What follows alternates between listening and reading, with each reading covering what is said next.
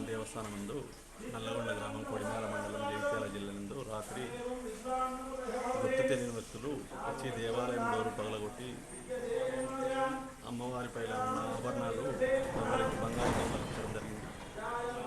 పుస్తక తాళ్ళు, పుస్తలు, కాసుల పేరు, స్వామివారి కాసుల పేరు ఇవి దొంగలించడం జరిగింది.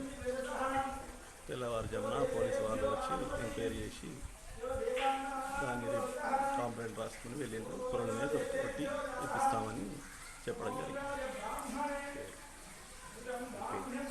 కంజర్ల శ్రీనివాసాచార్యులు అర్చకుడు. శ్రీ లక్ష్మీనరసింహస్వామి దేవాలయం నల్లగొండ గ్రామం కొడిమేల మండలం జగిత్యాల జిల్లా నందు రాత్రి గుర్తు తెలియని దండగుల దేవాలయంలో ప్రవేశించి స్వామివారి యొక్క బంగారు ఆభరణములు సుమారుగా 58 గ్రాముల బంగారం దొంగిలింపబడింది.